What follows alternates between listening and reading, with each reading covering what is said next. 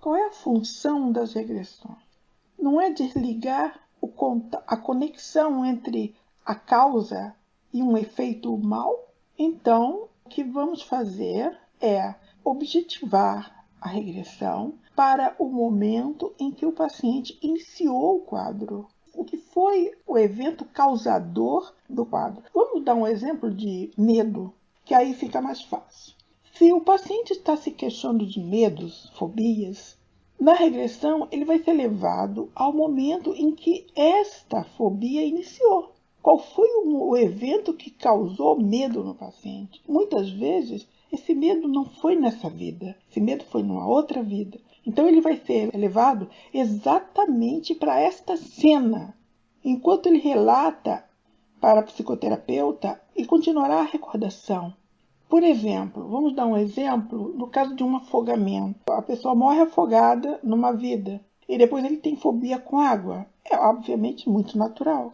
Então houve uma conexão entre o fato de uma morte numa vida passada, por afogamento, e um receio, um medo, uma fobia nesta vida que ninguém consegue resolver porque não se sabe a causa.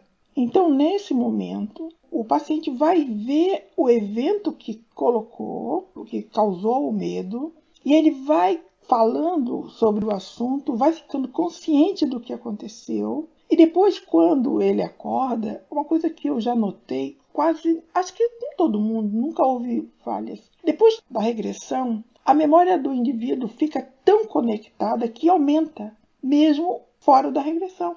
Ele vai percebendo tudo sozinho, por conta dele, sem hipnose, sem nada. E cada dia vai ficando mais forte essas memórias. Ele não para. Parece que desencadeou um processo que não vai mais suspender, até um certo ponto. Mas eu acho muito bonito isso, porque o paciente depois ele vem bem nítido.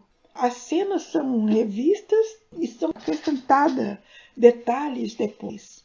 Então, o paciente ele vai ter essas imagens e vai conseguir perceber a causa da fobia. Nos Estados Unidos, sempre houve uma terapia existencialista que todo mundo até acha interessante. O paciente tem medo de avião.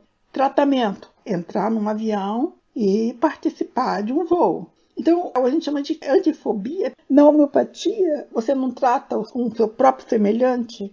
Isso é a mesma coisa que a homeopatia. O tratamento da regressão é mais ou menos isso. Você trabalha mostrando para o indivíduo uma cena que causou, que deflagrou o quadro.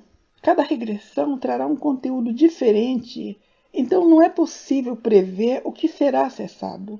Mas todas as regressões, por serem oportunizadas, terão uma finalidade para o momento atual da pessoa. Há uma questão que muitas pessoas querem saber também. Eu posso ver várias vidas? Pode. Quem segue o critério da regressão é o próprio paciente. Então, ele vai sempre estar conectado, linkado a um momento que está correlacionado com os problemas dele. Vai sempre ser assim. Existem muitas pessoas que eu vou reconhecer pessoas de outras vidas nessas regressões. Provavelmente.